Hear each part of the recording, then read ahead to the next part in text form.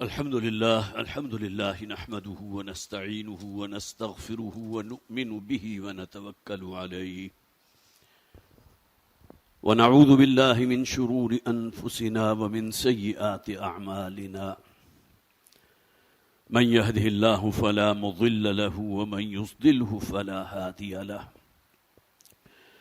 ونشهد أن لا إله إلا الله وحده لا شريك له ونشهد أن سيدنا ومولانا محمدا عبده ورسوله فصلى الله عليه وسلم تسليما كثيرا كثيرا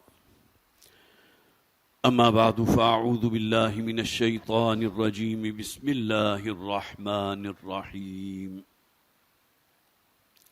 فانطلقا حتى إذا ركبا في السفينة خرقها قال أخرقتها لتغرق أهلها لقد جئت شيئا إمرا قال ألم أقل إنك لن تستطيع معي صبرا قال لا تؤاخذني بما نسيت ولا ترهقني من أمري عسرا فانطلقا حتى إذا لقيا غلاما فقتله قال أقتلت نفسا زكية بغير نفس لقد جئت شيئا نكرا صدق الله العظيم رب اشرح لي صدري ويسر لي أمري واحلل عقدة من لساني يفقهوا قولي اللهم ألهمنا رشدنا واعصمنا من شرور أنفسنا آمین یا رب العالمین۔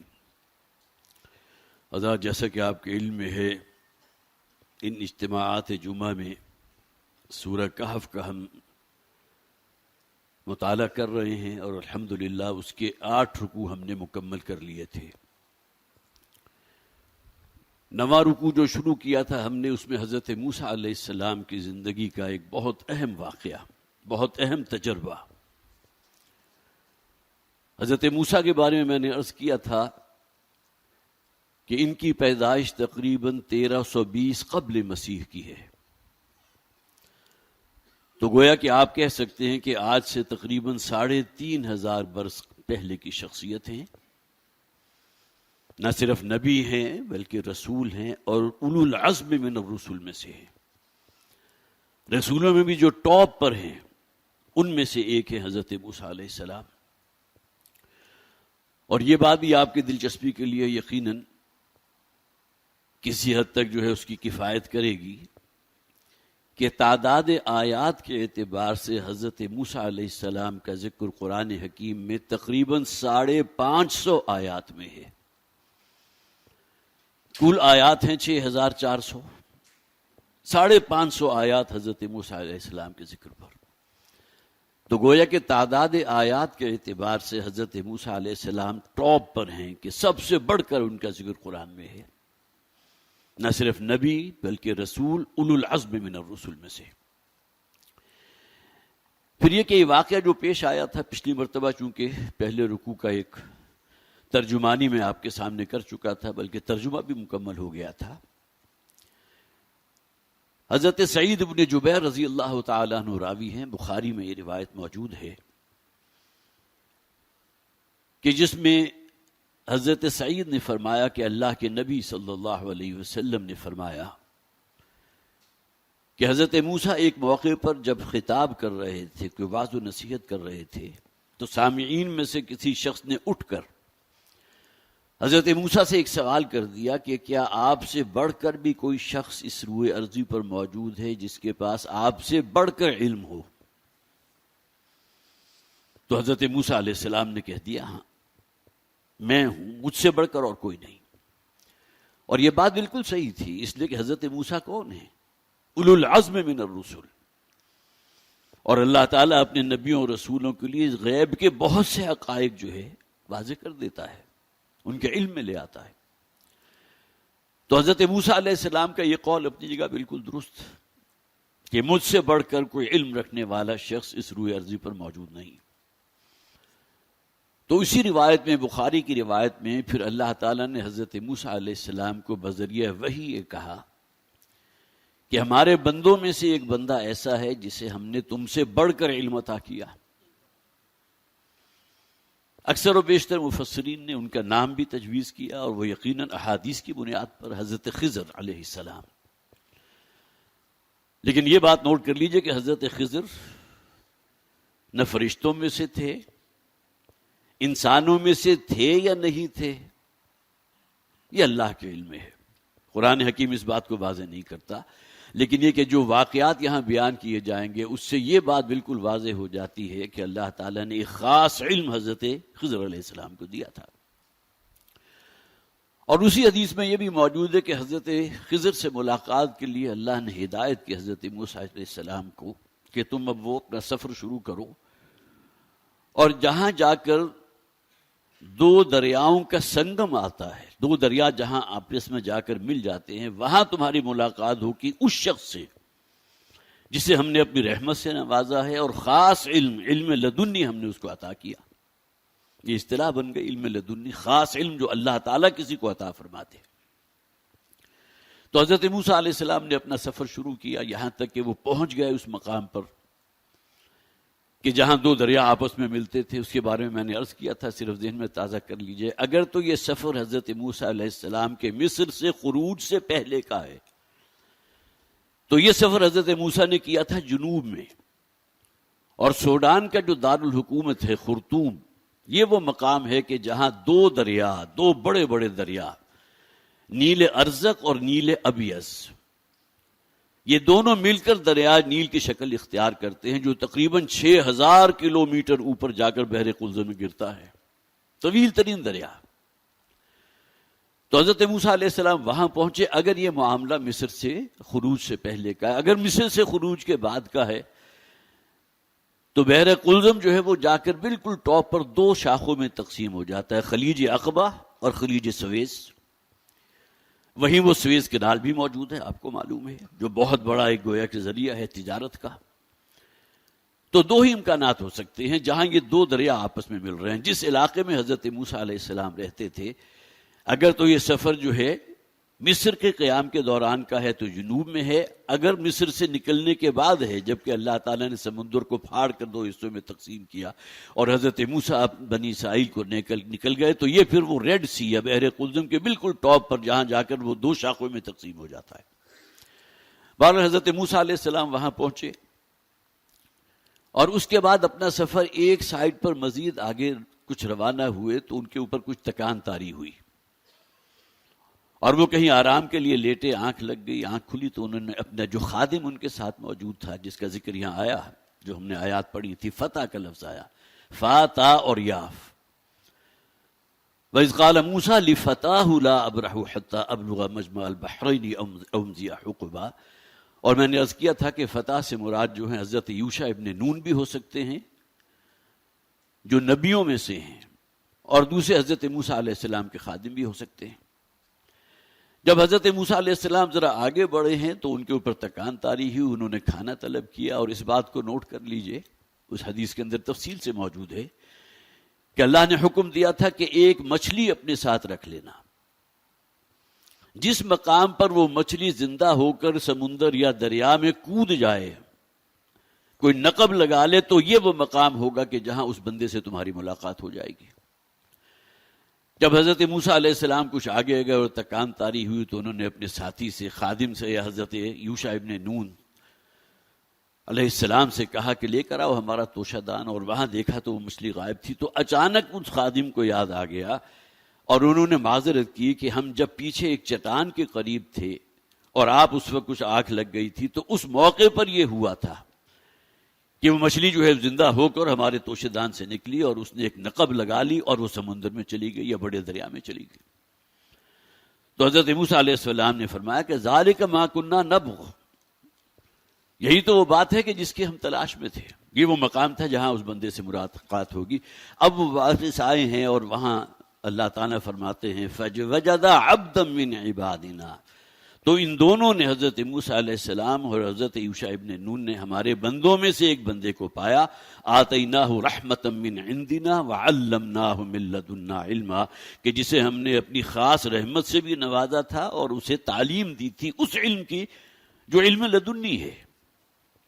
اب آگے پھر حضرت موسیٰ علیہ السلام سے اپنی اس خواہش کا اظہار کیا حضرت موسیٰ نے ان سے کہ میں آپ کی کچھ مصاحبت اختیار کرنا چاہتا ہوں، اس لیے کہ اللہ کا حکم تھا کہ کچھ عرصہ ان کی مصاحبت اختیار کرو تو تمہارا مشاہدہ ہوگا ایسی چیزوں کے بارے میں جس کے بارے میں تمہارے پاس کوئی علم نہیں ہے.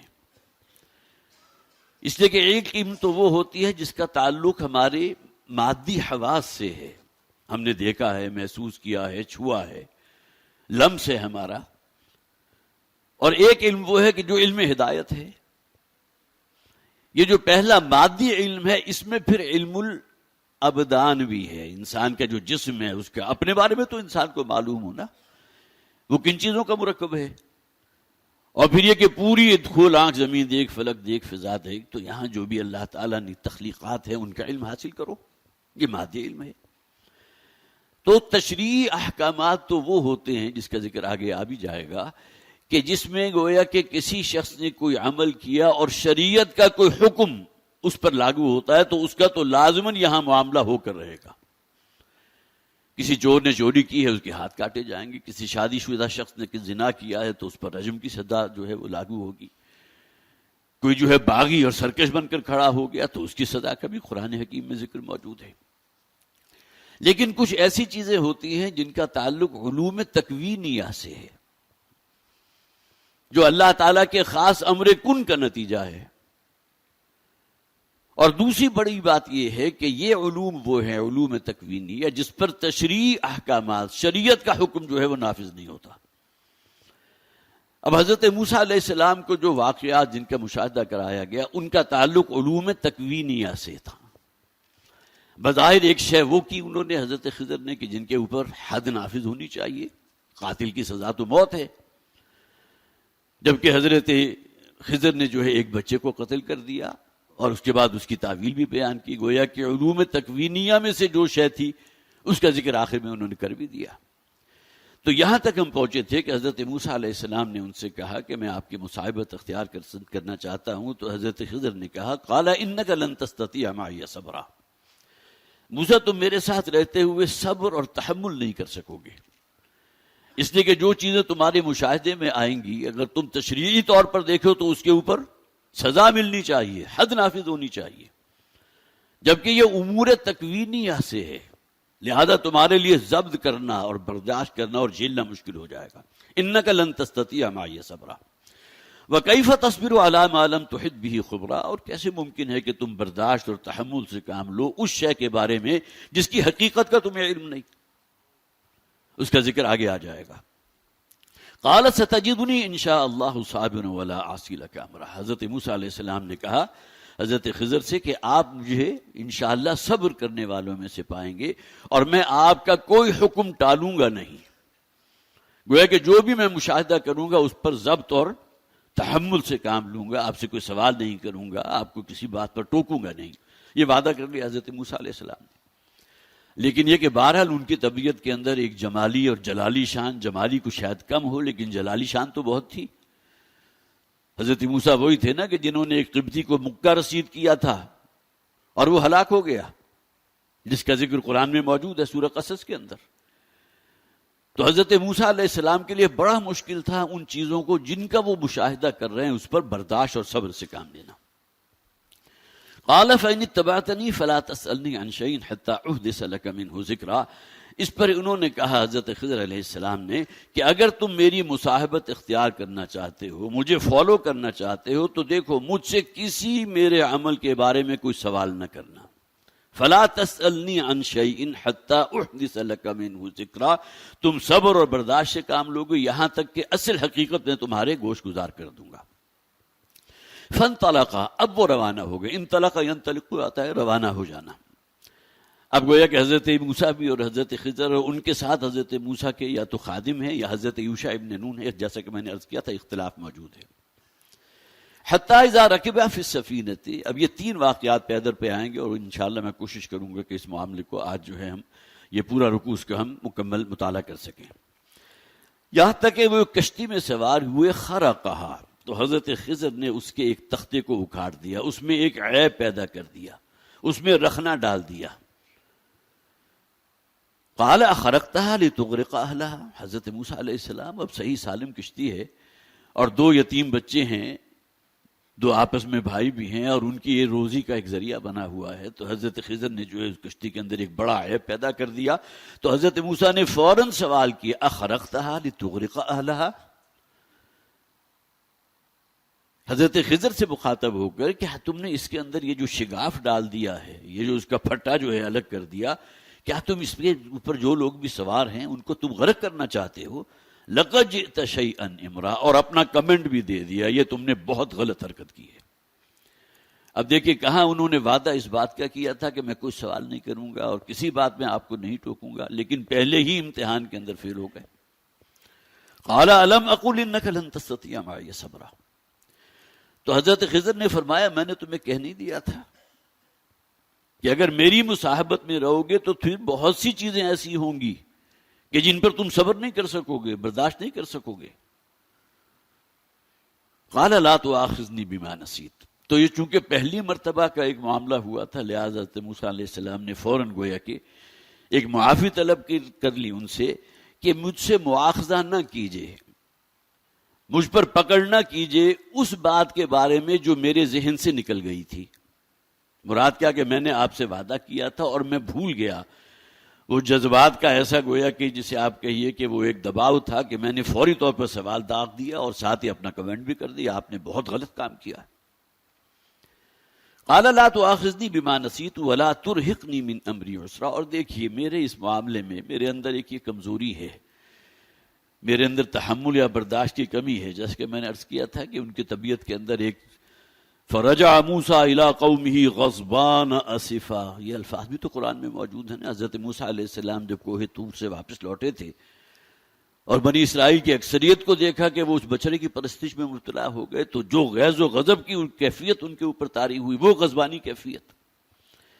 تو اس کا انہوں نے کہہ دیا کہ دیکھیے میرے معاملے میں ذرا کچھ آسانی کا معاملہ کیجئے، مجھے کسی مشقت میں نہ ڈالیں. فانطلقا، اب پھر وہ آگے روانہ ہوئے. اب دوسرا مشاہدہ جو کرایا گیا حضرت موسیٰ علیہ السلام کو، حتیٰ اذا لقیا غلاما فقتلہ، اب راہ چلتے حضرت خضر بھی حضرت موسیٰ بھی ہیں اور ساتھ ان کا خادم بھی ہے. تو کہیں چند لڑکے جسے آپ کہیے جس طرح ہوتا ہے عام طور پر گلیوں میں کھیلنے والے، تو چند لڑکے تھے جو آپس میں کھیل رہے تھے، تو ان میں سے ایک لڑکے کو حضرت خضر نے قتل کر دیا. اب قتل کس شکل میں کیا؟ آیا فوری طور پر کوئی موت وارد ہو گئی یا یہ کہ اس کو کوئی ایسی چوٹ لگی کہ اس کی ہلاکت ہو گئی؟ لیکن حضرت موسیٰ علیہ السلام کو معلوم ہو گیا کہ یہ کام جو ہے خضر کا کیا ہوا ہے علیہ السلام. قال اقتلت نفسا زکیۃ بغیر نفس، اب دیکھیے پھر دوبارہ اعتراض کیا حضرت موسیٰ نے. تو حضرت موسیٰ علیہ السلام نے کہا کہ کیا تم نے ایک ایسی جان کو جو بالکل معصوم ہے، ممکن ہے 7 8 9 10 برس کا بچہ ہو جو گویا کہ ابھی مکلف بھی نہیں ہے کسی گناہ یا ثواب کے معاملے میں، تم نے ایسی جان لے لی؟ اقتلت نفسا زکیۃ بغیر نفس، ناحق.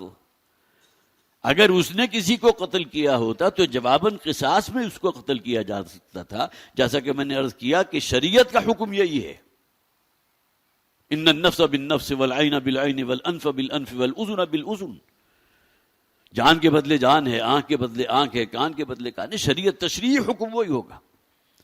لیکن یہاں بالکل ناحق ایک بچے کو تم نے قتل کر دیا. لقد جئت شیئا نکرا، اب یہاں اس سے بھی سخت الفاظ استعمال کیے، یہ تم نے بہت ہی بری حرکت کی ہے.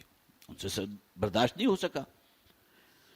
قال الم اقل لك انك لن تستطيع معي صبرا، تو اس پر حضرت خضر نے کہا کہ کیا میں نے تمہیں پہلے سے متنبہ نہیں کر دیا تھا، بتا نہیں دیا تھا کہ تم صبر نہیں کر سکو گے؟ جو مشاہدات تم کرو گے میری مصاحبت میں، اس میں تمہارے لیے برداشت جو ہے بہت مشکل ہوگی.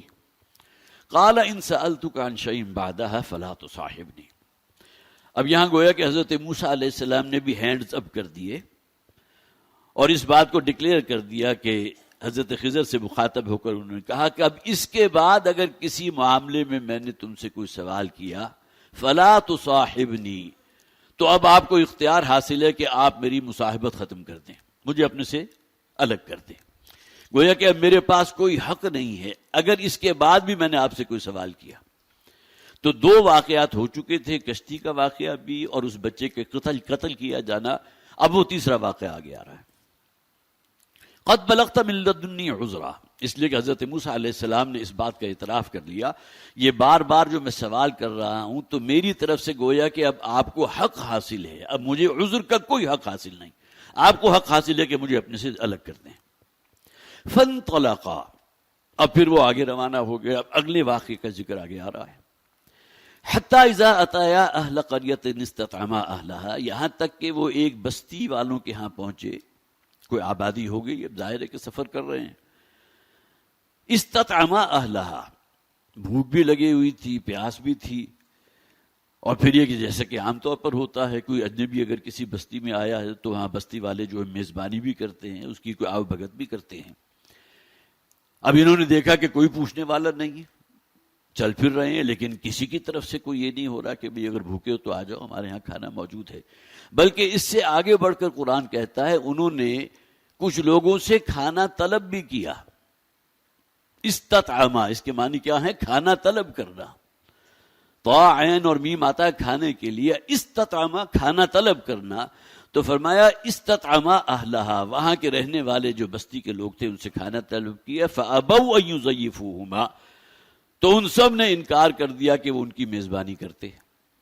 اب معلوم ہوتا ہے کہ وہ بستی بھی ایسی تھی کہ جس میں اس درجے کا بھی، جسے بنیادی اخلاقیات کہتے ہیں کہ اگر کوئی دور کا مسافر ہے تو اس کے لیے کوئی کھانے پینے کا، کوئی راحت کا کوئی بندوبست کر دیا جائے، وہ اس سے بالکل خالی تھی۔ فابوا ان یضیفوہما، ان کی کوئی ضیافت کرتے، ان کی مہمان نوازی کرتے، یہ تو بہت دور کی بات ہے، انہیں پوچھا تک نہیں بلکہ انکار کر دیا۔ فوجد فیہا جدارا یرید ان ینقض فاقامہ، اب اسی دوران وہ ابھی چلے جا رہے تھے کہ انہیں ایک دیوار نظر آئی، یرید ان ینقض، جو گرا چاہتی تھی۔ دیوار کے اندر ارادہ نام کی کوئی شے نہیں ہے، لیکن قرآن کہتا ہے یرید ان ینقض، کہ وہ گرا چاہتی تھی۔ فاقامہ، اللہ تعالیٰ نے حضرت خضر کے ذریعے اس دیوار کو سیدھا کروا دیا۔ حالانکہ بستی کے لوگ کس درجے ناہنجار تھے، کیونکہ مہمان نوازی تو دور کی بات، چٹا انکار کر دیا۔ اور اسی بستی والوں میں سے جب گزر رہے تھے تو ایک دیوار کو دیکھا جو گرا چاہتی تو فاقامہ، تو اس کو سیدھا کر دیا، تعبیر کر دیا۔ قال لو شئت لاتخذت علیہ اجرا، اس پر پھر حضرت موسیٰ علیہ السلام نے کہا، ایک کہاں تو وہ ایکسٹریم کہ وہ مہمان نوازی تک کے لیے تیار نہیں، کچھ کھانے پینے کو دینے کو تیار نہیں، کہاں اس بستی والوں کے لیے آپ نے یہ محنت کی اور دیوار کو سیدھا کر دیا، کھڑا کر دیا۔ قال لو شئت لاتخذت علیہ اجرا، تو حضرت موسیٰ علیہ السلام نے کہا حضرت خضر سے، اگر تم چاہتے تو اس سے ان سے اجر لے سکتے تھے، کوئی نہ کوئی اجرت لے سکتے تھے، یا کم سے کم یہ کہ یہ جو محنت آپ نے کی ہے اس کے عوض وہ ہمیں کچھ کھانا کھلا دیتے، ہماری پیٹ کی بھوک جو ہے وہ رفع ہوتی۔ قال ھذا فراق بینی و بینک، اس پر حضرت خضر نے کہا اب یہ وہ پوائنٹ آ گیا کہ جہاں اب آگے تم میرے ساتھ مصاحبت نہیں رکھ سکتے۔ ھذا فراق بینی و بینک، اب یہاں گویا کہ تمہارے اور میرے مابین ایک فراق پیدا ہو چکا ہے۔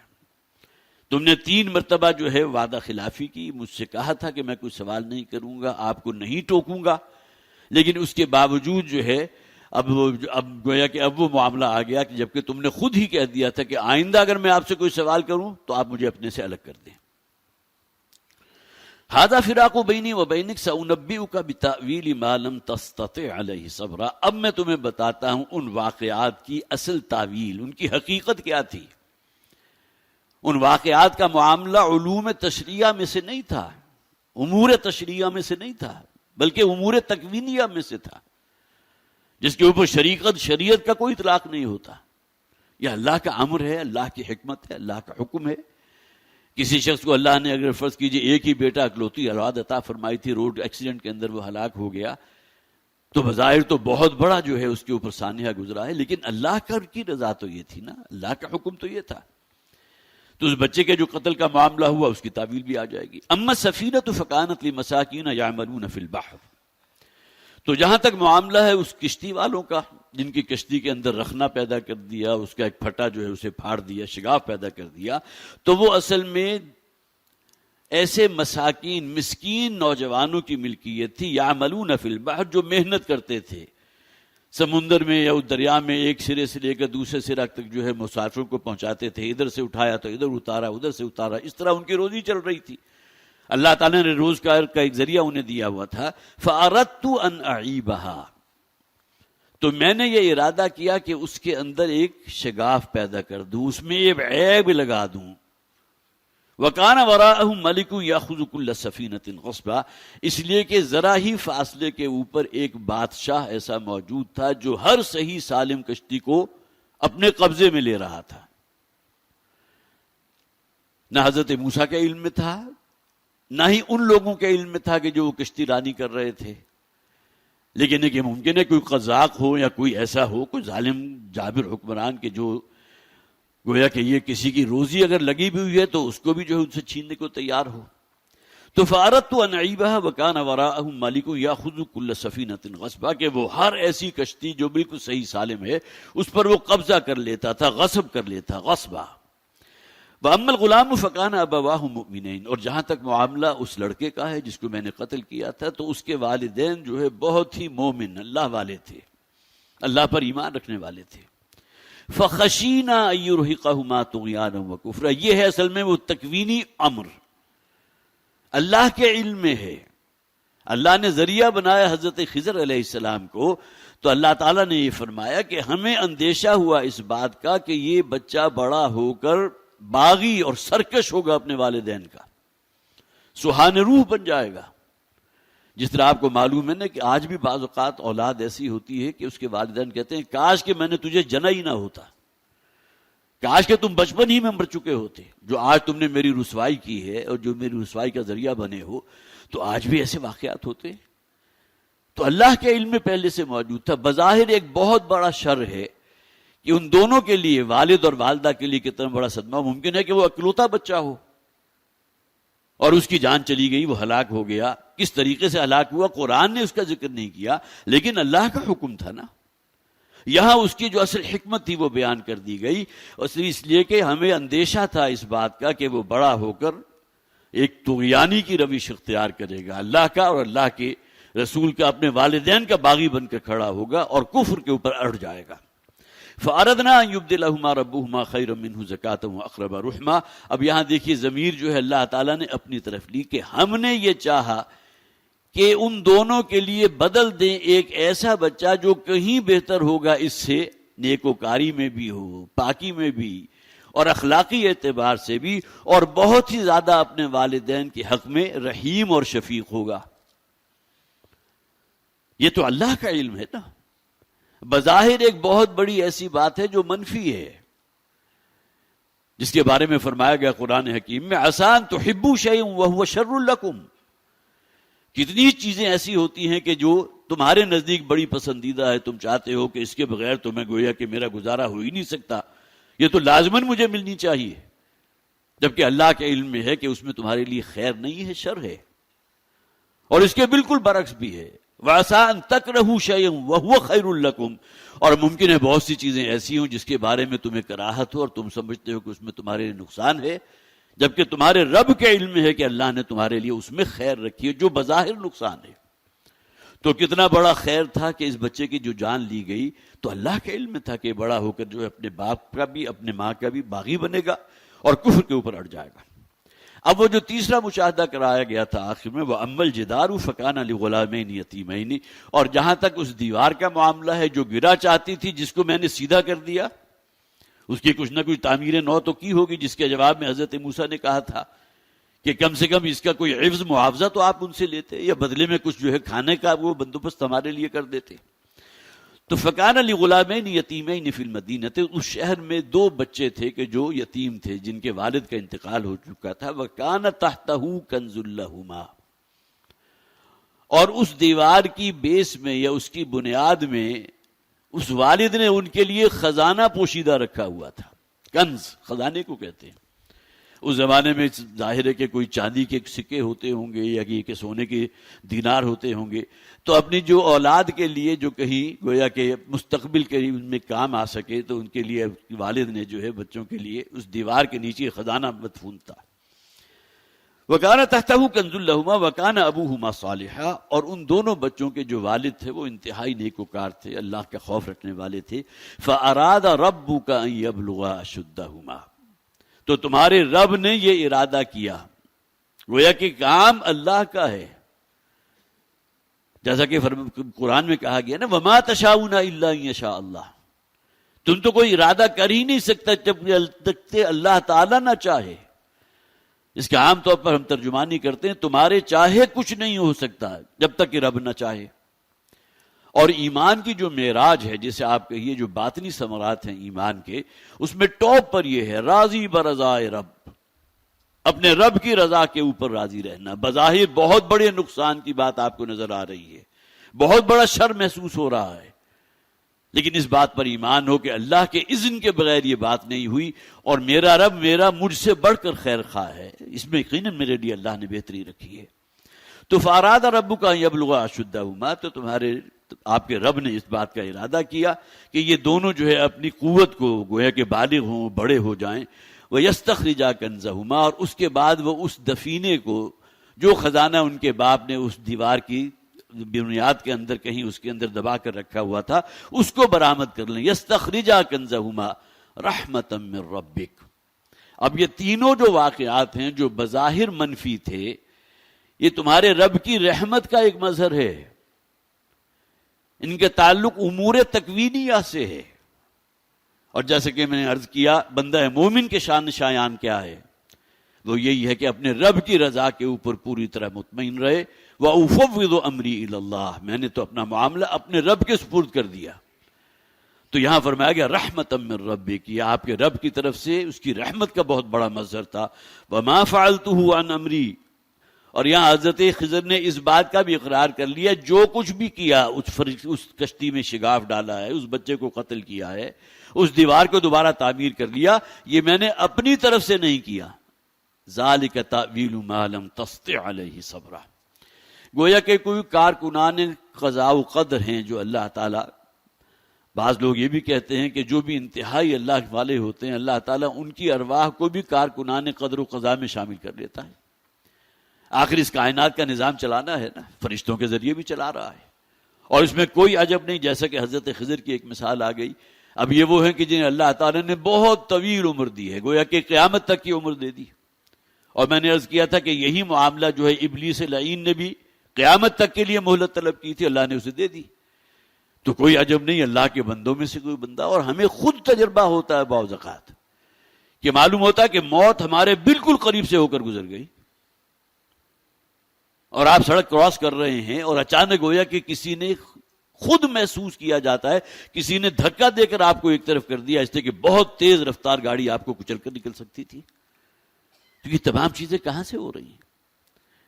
اس لیے کہ انسان کی زندگی کا سب سے بڑا محافظ اس کی موت ہے. جو وقت اللہ نے موت کا متعین کر دیا اس وقت تک تو انسان کو چلنا ہی ہے نا، اس سے پہلے آپ کا کوئی نقصان نہیں کر سکتا. ما اصاب من مصیبت الا باذن اللہ، اللہ کے اذن کے بغیر کوئی واقع ہونے والی شے واقع نہیں ہوتی. تو رحمت من ربی کی اصل میں آپ کے رب کی رحمت کا مظہر تھا. وما فعلته عن امری، اور ان میں سے کوئی کام میں نے خود نہیں کیا اپنی طرف سے، یہ اللہ کے حکم سے کیا، اور یہ امور تکوینیہ میں سے تھا. ذالک تأویل ما لم تستطع علیہ صبرا، یہ ہے تعویل ان واقعات کی، ان مشاہدات کی جو تم نے کیے جس پر تم صبر سے کام نہیں لے سکے.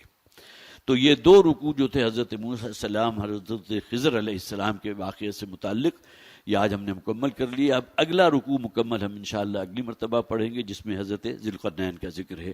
بارک اللہ لی ولکم فی القرآن العظیم ونفعنی وإیاکم بالآیات وذکر الحکیم. آج کی پریس ریلیز خاص طور پر اس حوالے سے ہے کہ اب وہ اسرائیل کا جو حملہ ہوا تھا غزہ پر اور فلسطین پر، اور اس میں 1 لاکھ سے زائد افراد جو ہے ان کی شہادتیں ہو چکی ہیں، جن میں بچے بھی ہیں، بوڑھے بھی ہیں، خواتین بھی ہیں، اور ہزاروں کی تعداد میں ابھی وہ ہیں جو ملبے تلے ہیں. ظاہر ہے کہ ملبہ اگر گرے گا تو وہاں سے نکالنا، ریسکیو کرنا کوئی آسان کام تو نہیں ہوتا.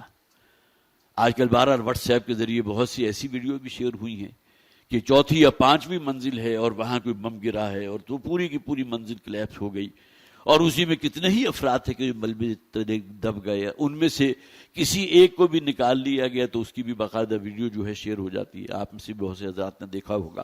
تو ہزاروں کی تعداد میں وہ ہیں کہ جو بھی ملبے تلے ہیں. ان میں سے کتنے کی شہادتیں ہو گئیں اس کے بارے میں کچھ نہیں کہا جا سکتا. وہ تو ملٹی سٹوری بلڈنگ ہے، اس میں رہنے والے سینکڑوں ہوں گے، اور ایک میزائل نے آ کر پورے سب کو جو ہے بالکل کولیپس کر دیا. تو کتنی بڑی تعداد ہوگی ان لوگوں کی. تو یہ جو ظلم ہو رہا ہے اسرائیل کی طرف سے، تو آج گویا کہ آپ یہ سمجھیے کہ ایک سال سے اوپر کا اب یہ دورانیہ گزر چکا. اسی حوالے سے یہ پریس ریلیز ہے، میں بھی آپ کو پڑھ کر سنا رہا ہوں. غزہ کی گلی گلی میں بہت سے یحییٰ سنوار صہیونیوں کے خلاف جہاد کر رہے ہیں. آپ کو معلوم ہے کہ اسماعیل ہنیہ جو ہے ان کا شہادت ہوئی تھی، اس کے بعد ایک اور ان کے لیڈر تھے، ان کی شہادت ہوئی. اب حال ہی میں جو یحییٰ سنوار کی شہادت ہوئی. یہ بات تنظیم اسلامی کے امیر شجاع الدین شیخ صاحب نے ایک بیان میں کہا کہ اس میں کوئی شک نہیں کہ یحییٰ سنوار کی شہادت پوری امت مسلمہ کے لیے بہت بڑا نقصان ہے، لیکن یہ بھی ایک اٹل حقیقت ہے کہ زندگی اللہ کی طرف سے دی ہوئی امانت ہے، اور یحییٰ ایک مومن صادق کی طرح مسجد اقصیٰ کی حفاظت کے لیے جد و جہد کرتے ہوئے اپنے خالق حقیقی سے جا ملے ہیں. انا للہ و انا الیہ راجعون. ان کی اس بے مثل قربانی نے یقیناً غزہ اور دنیا بھر کے مجاہدین کو ایک نیا عزم اور ولولہ عطا کیا. یہ بات اب روز روشن کی طرح عیاں ہو چکی ہے کہ 7 اکتوبر 2023، اب گویا کہ ایک سال سے بھی زائد ہو چکا، فلسطینی مسلمانوں کے خلاف شروع کی گئی بدترین اسرائیلی درندگی میں جہاں عام مسلمانوں کو بڑے پیمانے پر شہید کیا جا چکا، وہیں ناجائز صہیونی ریاست دہشت گردی کا کھلم کھلا ارتکاب کرتے ہوئے غزہ اور دیگر مسلمان ممالک میں بھی تحریک مزاحمت کی قیادت اور رہنماؤں کی ٹارگٹ کلنگ کر رہی ہے. حقیقت یہ ہے کہ اہل فلسطین اپنی شہادتوں کے ذریعے امت مسلمہ کی طرف سے جو فرض کفایہ ادا کر رہے ہیں وہ انتہائی قابل قدر ہے. اس وقت جہاں اہل غزہ سخت امتحان سے گزر رہے ہیں تو اس سے بڑا امتحان باقی امت مسلمہ کا ہے. غزہ کے مسلمان تو اپنی جانوں کا نذرانہ پیش کر کے اس امتحان میں کامیاب ہو رہے ہیں. پھر یہ کہ حماس نے 7 اکتوبر 2023 کو غاصب یہودیوں کے خلاف آپریشن طوفان الاقصیٰ کے ذریعہ دنیا بھر کے مسلمانوں کی غیرت ایمانی، جذبہ جہاد اور شوق شہادت کو نئی جلا بخشی ہے، الحمدللہ. لیکن اگر مسلمان ممالک کے حکمران اور مختلف طبقات اسرائیل کو روکنے اور فلسطینیوں کی مدد کے لیے اپنی قوت اور صلاحیت کو بروئے کار نہیں لاتے، اس میں سب سے بڑا جسے آپ کہیے کہ جو مثال دی جا سکتی ہے کہ پاکستان جو اسلام کے نام پر وجود میں آیا اور جو واحد اسلامی ملک ہے جس کے پاس ایٹمی طاقت موجود ہے، لیکن ہمارا کیا حال ہے کہ اس کے خلاف احتجاج نہیں کر سکتے. اگر کوئی احتجاج ہو رہا ہے تو بزور قوت اس کو کچلا جا رہا ہے. یہ نہیں مشاہدات ہے جو آپ بھی کر رہے ہو، میرے بھی سامنے الحمدللہ. لیکن اگر مسلمان ممالک کے حکمران اور مختلف طبقات اسرائیل کو روکنے میں فلسطینیوں کی مدد کے لیے اپنی قوت اور صلاحیت کو بروئے کار نہیں لاتے تو اس امتحان میں ناکام تصور ہوں گے، اور روز قیامت اللہ تعالیٰ کے ہاں سخت پکڑ کا اندیشہ ہے. اللہ تعالیٰ حماس کی اعلیٰ قیادت کو تمام ذمہ داریاں احسن طریقے سے نبھانے کی توفیق عطا فرمائے، صہیونیوں کے ناپاک عزائم کو خاک میں ملائے اور فلسطینی مسلمان کو کامیابی اور کامرانی عطا فرمائے. یہ جاری کردہ ہے خورشید انجم صاحب جو مرکزی ناظم نشر و اشاعت ہیں تنظیم اسلامی کے.